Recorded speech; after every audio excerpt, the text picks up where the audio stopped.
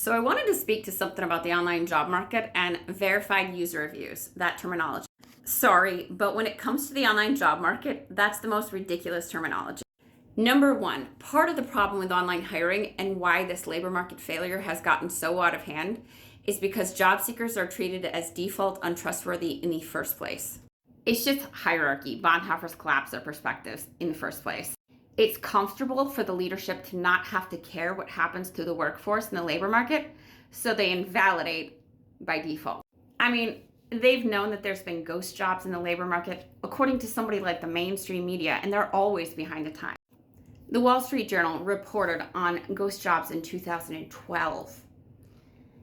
In the foundation of the global economy, there's been a lemon market for 13, 14 years now, and nobody did a dang thing, and it got way worse since then.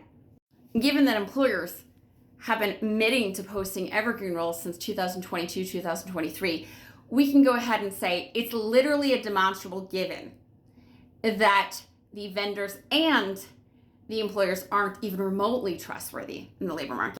But mathematically, regardless, the only people who would be trustworthy in the online labor market to keep it clean would be the ones who could least afford to spend extra time there, the vulnerable. But leaving that a point aside, how exactly do you verify a thing that's never been done before when it comes to the online labor market? What institution is the one that does the verification, and who vets them? And how exactly am I meant to convince a bunch of people to anonymously post something on my website, but first be vetted? Yeah, that sounds like them giving up their information to a bunch of people who've been, scamming everybody. So, no. And it doesn't really matter. It's silly. That's not how user review systems work. You don't need to do that. It's the pattern. You watch the pattern over time. Anonymous user reviews are people posting little by little, and you improve it over time.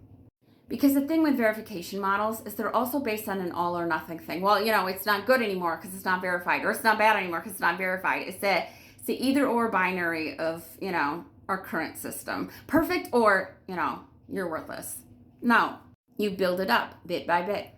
You start with nothing and you get reviews that could be 2% trusted, better than nothing, then 4% trusted, then 10% trusted. When you're starting with just a garbage market, and you're getting it to 2% better, it's already way better than it was before. The way the market system is designed, the one that I have designed, the truth compounds over time to be increasingly trustworthy. That's what it is. We're not expecting the market to change overnight from, garbage to clear and functional. That's not how it works. And yes, there's a reason the Alexander Hamilton character in this phase shift from hierarchy is going to be run by a female systems thinker this time.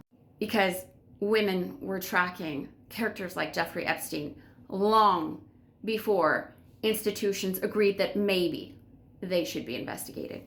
It is what it is. The online labor market's nonsense. Everybody knows it except for the leadership. We're not verifying user reviews because we're not taking any data that anybody doesn't feel comfortable sharing. It's anonymous, crowdsourced hiring insight, and where the truth compounds over time, like normal complex systems do. Check out my SSRN. I'll be publishing more papers soon. Have a good one. Be safe out there. And now for a strong, decentralized labor market democracy. If not, then I'll be Socrates throwing verbal rocks at these mediocrities.